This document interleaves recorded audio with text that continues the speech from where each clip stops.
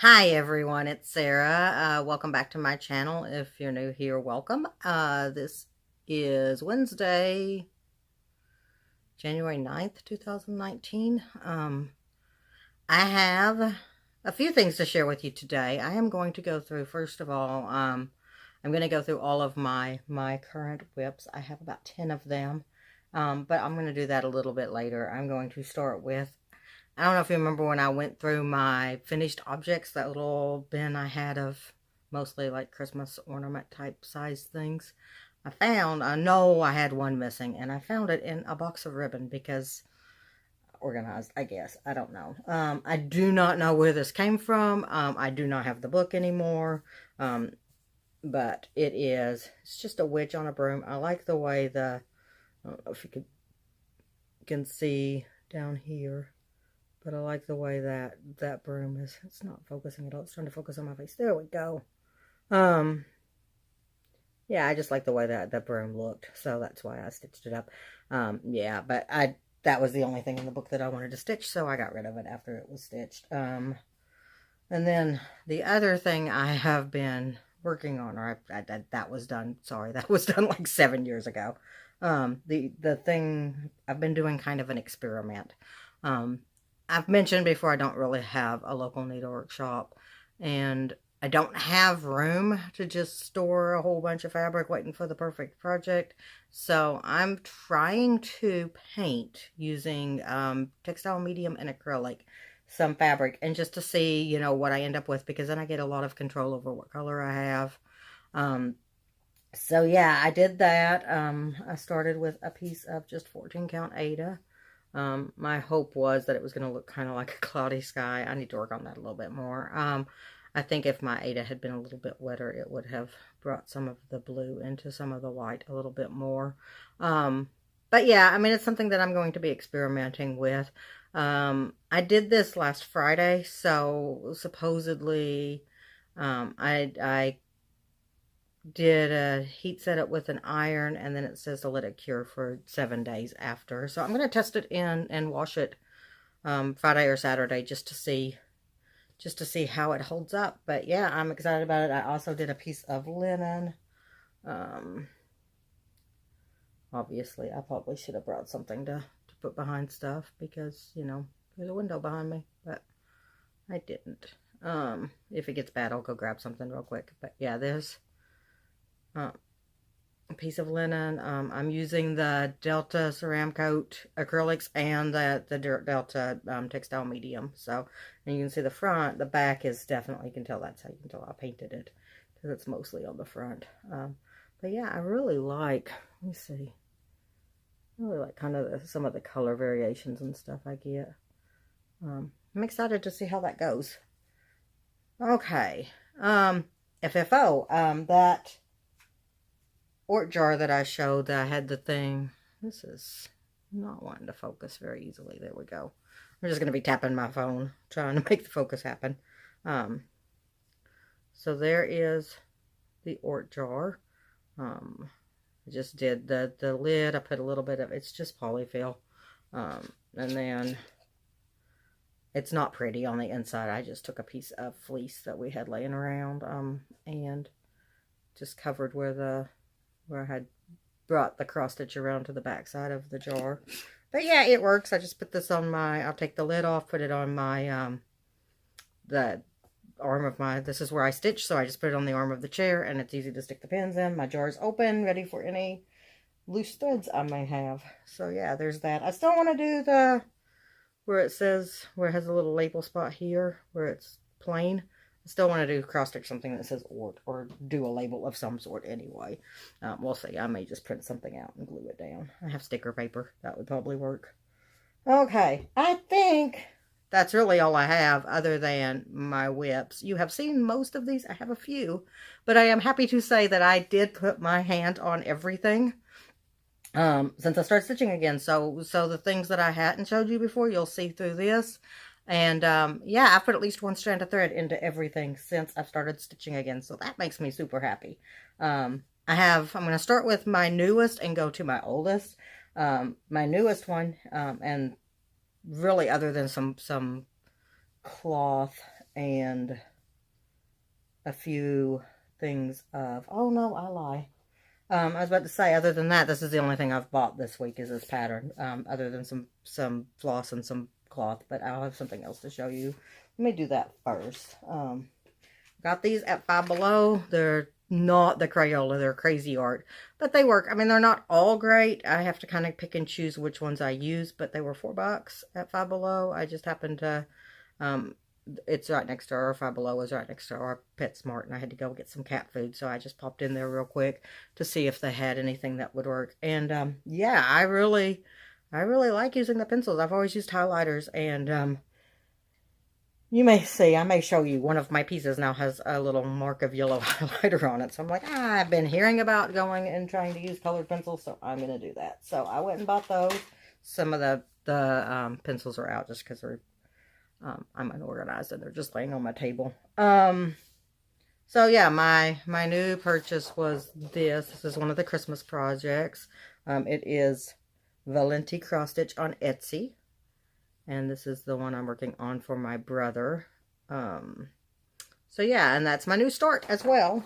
So, and my oldest WIP. So this is WIP number 1. Sorry, my newest WIP. I knew what I was trying to say. And I have a small start on it, but I do have a start. Well, I really like how that knotwork is starting to look there. So, and then I had to get down and get some color in with the red gem in the corner. That's like couple of knots worth of work, and not even, probably a couple hours worth of work. So that's the only new thing, and then the rest of the stuff you've seen before, except for the old stuff that you haven't seen before.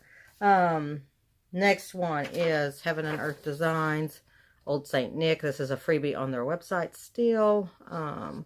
It is Scott Gustafson's artwork, and I mentioned it before, I'm doing like a 200 by 300 crop of him, so that it'll be a rectangle and it'll be a little bit easier for me to frame, or figure out how I'm gonna do that. I am doing the Stitch Around the World challenge at the aida, oh gosh, I don't remember the name of it. I'll link it. I'll link the Facebook group, but the idea is that you're doing legs around the world. The first one was 470 stitches. The second leg was 775. So each kilometer equals a stitch. There's some weirdness to it, but yeah, this is the project I'm working on with that. I have just completed the second leg, so 470 plus 775 stitches is where I'm at now. So 1250-ish, a little bit less maybe.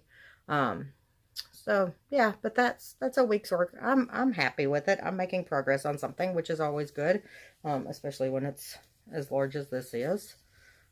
I'm really enjoying the full coverage pieces a lot more. I mean, I had always wanted to try one, but I was always a little intimidated by them, and now I have 4 on the go. So, because that dragon that I showed first is full coverage too. It's small. I had said that I thought by the calculations that it was going to be 170 by 170 when I bought the pattern, and looked at it. It's like 150-ish by 150-ish. So it's pretty small. 20,000 stitches. So sometime I'll finish it, hopefully. And then my third is a Peacock's Garden. This is the part 1 of the 2019 Linens and Threads Mystery Sampler stitch along. I don't know why I didn't want to reprint it, but my printer cut off part of it. I guess I didn't have the settings quite right, but I'm not going to reprint it for that. So there is that. This is the progress that I have made so far. Sorry, it's a big old mess. So he right now does not have feet. I'm hoping that this week I can finish the feet and get some more plumes on them. This is, I'm not doing really good at telling fabric, so I'll go back in just a second and do that. This is 32 count natural linen. I'm stitching 1/1. Let's see if I can get it to focus. There we go. So yeah, I'm liking it. I've had to frock this twice. That's not fun. Especially not 1/1 on 32 count. What a mess. I just have to keep This is not wanting to autofocus on me. I don't know. I need to mess with the settings or something. Let me see what happens if I do that. Haha, nope. Let's see. I don't know. So this is just 18 count. This is the old St. Nick 18 count white Aida. Not at all fancy.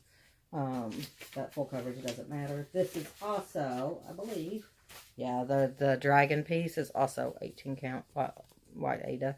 The first one was Zweigart. This was just the Artecy brand from Hobby Lobby because I needed it. I needed it quick. The Peacock is stitched in. This is the only thing. I think most things I tend to stitch with the called for colors. There's no called for colors with the linen. I mean, with the Peacock's Garden. So I am using 3809. Such a pretty blue. I have some other colors pulled out that I might use as the stitch along goes along. But right now I'm really happy with that. Okay. I have fallen down on doing the Christmas ornaments. This is WIP number 4. So I am still working on Let It Snow by Country Cottage Needleworks. Let's see. There it is. This is in the 2008 Cross-Stitch Ornaments, Just Cross-Stitch magazine.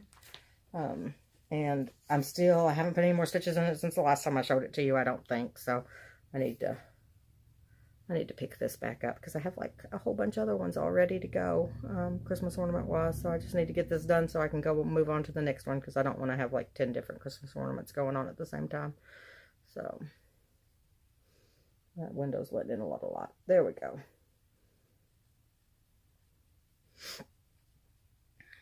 This is also this is the same linen, the 32 count natural linen. Mini Summer. This is the one that I am doing for my friend who passed away at the beginning of last month, as a kind of in memorial to her. I have put a few stitches into this. I'm using this as my 100 Days of Hade, same challenge page as the Around the World. So I've put a couple of days back in. It started on the 7th, so I did yesterday and the day before. So I finally finished. The last time I showed it to you, I had a few stitches up in here on the top row that I had not finished. And then I put some more stitches down in here. And that's really, and some across here. But that's really all I've done. I'm definitely more than the 5 stitches each day. I think I put a couple of strands in on the 7th, and then last night I put like a strand in. So, but I like that it's getting me to pull it out and work on it. King of the Jungle Artecy, another full coverage. This is my final full coverage, I do believe. This was the first one that I picked up and tried to do, and I love it. Oh, this is 22 count. This is the Mini Summer 22 count Hardinger. I'll get it. I'll figure it out.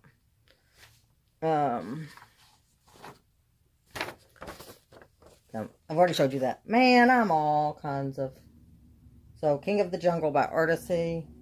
I don't know if it tells who does. Yeah, it's... Alexis Photos is the original artist. It was based on a photograph.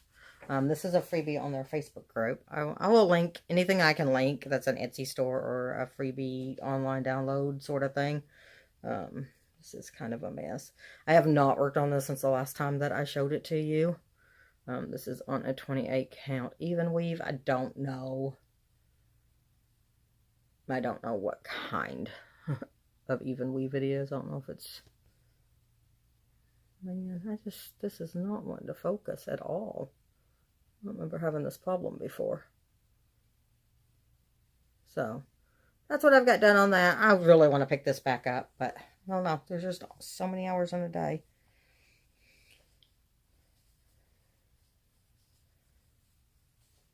And then next, now we're getting into some stuff you haven't seen before. Next is a pattern by Polly Carbonari.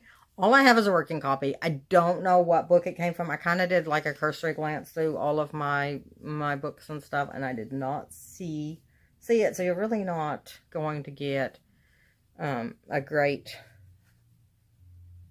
rendition of it, or a great idea of it, because I'm not very far along. This is 28 count linen, 1/1.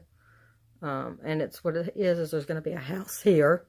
And then at the bottom, there's like a horse and carriage. So, yeah.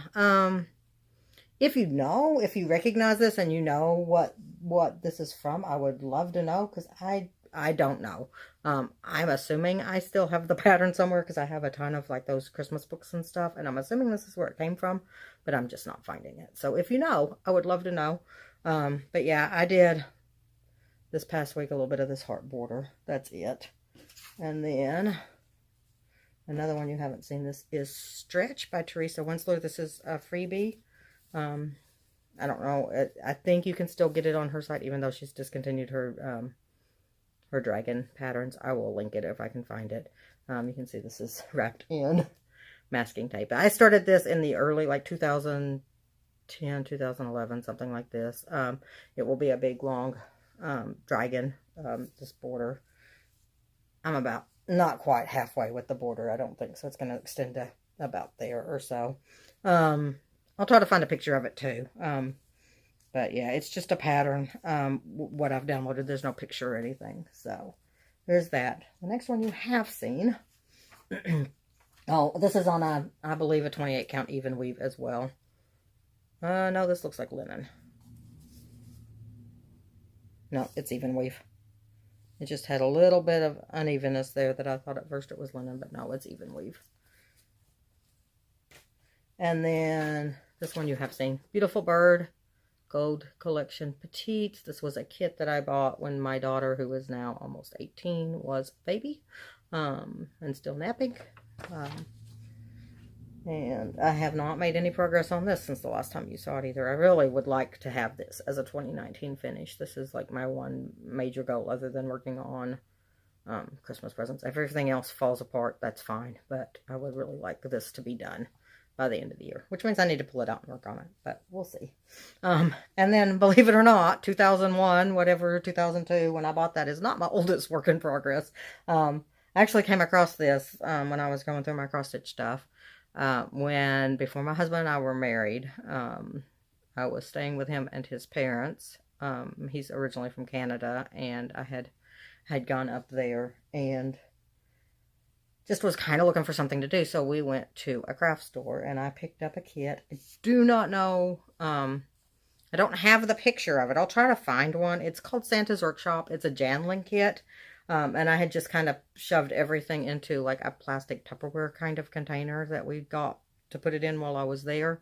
And I don't know that until this week. I'd worked on it since I was up there. So I need to pick it back up. But it's going to be like Santa sitting at his workshop, the frame. There's like a Raggedy Ann here that I've started on. I think it's Raggedy Ann. There's Raggedy Ann and Raggedy Andy. And then there's just a big full seam. This is a 28 count linen, it looks to be. There's definitely some, but it's a really even linen. But I'm looking at some of it. I don't know. It might be an even weave. Some linens, it's real easy to tell it's linen. There were a couple of spots here. No, this isn't even weave. See, I'll figure this out at some point. But yeah, this is my oldest WIP. I bought this. My husband and I got married in 2000. This was the same trip that we got married on. So, yeah, 19 years about, because I bought this probably in January or February of 2000. So I've had it for a day or two. But yeah, I pulled it out and I did some of the stitching down in here, this lighter color in here, just to say that I've touched everything since I started stitching again. And like I said, it makes me feel really good. So that's it. I think there were 10. I'll count them as I go back through and edit just to make sure. And like I said, I'll do links down below, and I will put pictures in on the things, a few things that I don't have pictures for. The only one I'm not sure about is the poly. I've tried to do searches on that on the internet just to try to figure out what book it's from. I'm coming up with nothing. So yeah, I know I didn't give you a lot to go on that, but if you know it, let me know. FlossTubers that I want to talk about. I don't think I talked about anybody last week, and I feel so bad about it. But this week I want to talk about Blue Horse Yellow Cow. I love watching Linda and listening to her. She does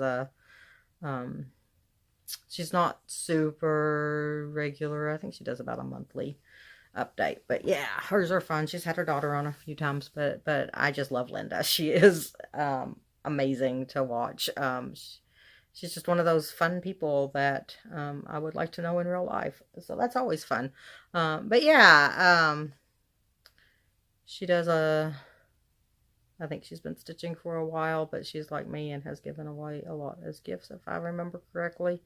But yeah, she just has a fun, and she shares a beer, usually on her thing, on her episodes, and I'm a beer drinker, so yeah, check her out. She's fun. I think she lives in the Chicago area, which I used to live in the Chicago area, so already kindred spirits, right? So, I will link her channel down below. She has about 5 or 6 videos, I want to say. And then my game. I'm going to go with one that's slightly heavier than the ones I've been showing. It's still really approachable for a new player. It's called Takenoko. It is by Antoine Bauza. It is a tile laying game. So you'll have tiles. I'm just going to show you the picture on the back instead of trying to pull out the things. But you're doing different things during your turn in order to try to complete these cards that you're given. Some of them, your panda wants to eat certain amounts of, or the panda. It's not your panda, it is the panda. Everybody plays off of the same center board. So yeah, your panda wants to eat, or the panda wants to eat bamboo. The gardener wants to grow bamboo. And then you also have some tile placement cards we're having. So you might have one here that shows 2 greens and a yellow, and you'll get points for completing that kind of layout on your tile card. So I may pull out the cards here in a second just to show you that, because it doesn't do a good job of, I don't think they have, no. But on your turn, you have an action board that allows you to do certain actions. You can place a tile, you can grow bamboo, you can move and eat, you can move the panda and eat, and you can then claim points with your cards, based on what's on the card front. I think it's the 1st to 17, and I think everybody gets the same amount of rounds, just like a lot of games. But yeah, you'll get, let me show you the cards, because that's going to make a little more sense.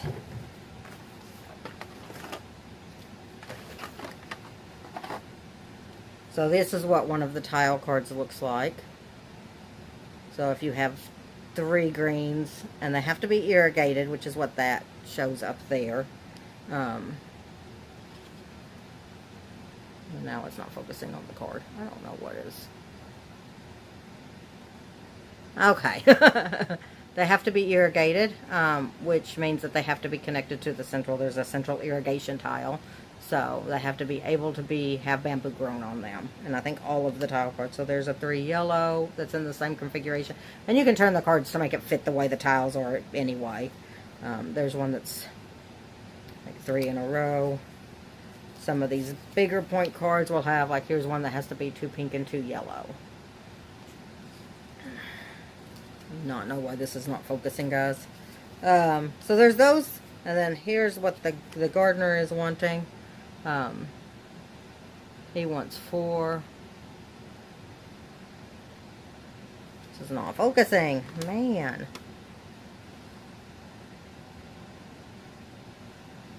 He wants 4 bamboo of green on one single irrigation tile. And on your turn, anytime that this condition is met, you can claim this card. This one, these are called improvement tiles. There is the fertilizer one is the top one with the rake and all of that, and that means that it grows double the amount of bamboo. Then there's the irrigation, which we've talked about. You have to have that in order to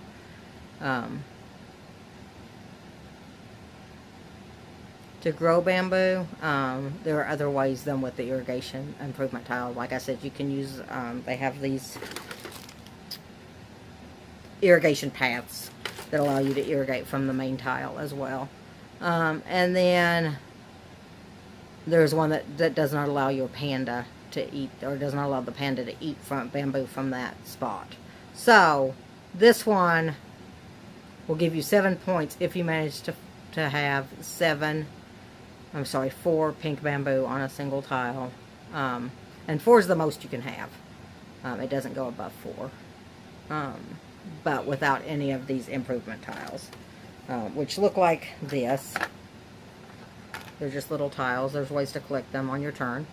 I'm not going to go into all of the details, but there you go. That's the panda can't eat one. And then there's what the panda card looks like. Isn't it cute? This one, the panda has to have a pink, a yellow, and a green in his belly in order to collect the card. Then you just put them back into the central pile and start over. You can collect them on your, it doesn't all have to be on one turn. The panda can typically only eat 1 bamboo per turn. There are other things that allow you to eat more, but yeah, that's basically it. You also have, do not know where the die is. There is a die that has different things on it, and you roll this at the beginning of your turn that allow you to have kind of an extra specific action depending on what. So this one, your panda gets scared and he moves.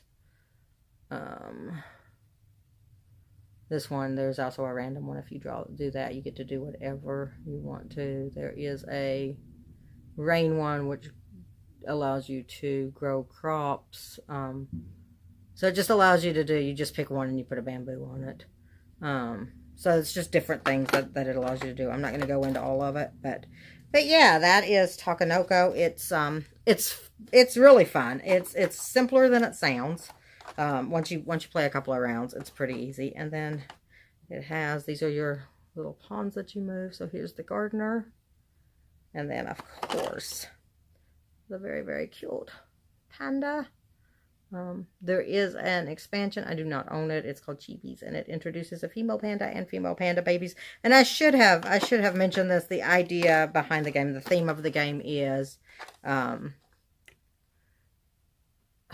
don't know why this is not autofocusing. It was showing my autofocus button is up. The Japanese emperor has been gifted a panda from the Chinese government, and I mean, it's just, the theme doesn't really matter. You're just moving a panda around and eating bamboo, and the gardener doesn't like the panda eating his bamboo, and so he goes around and he grows bamboo, and that's really it. And you place tiles down. I think it's a victory point game more than anything. It's the first person to, I think it's 17 victory points. I could be wrong about that. I did not look at the rule book right before looking at this. Oh, and the rule book's really cool too, because, well, let me show you this first. This is the player mats. So it tells you, you can do 2 actions, and they usually have to be different. There is 1 die roll. This one right here, the wind, allows you to do the same action twice if you would like to, but normally you can only do each action. And that's got little places. So there's your panda's belly that you put in. Here's where you can put your improvement tiles if you're not ready to play it yet.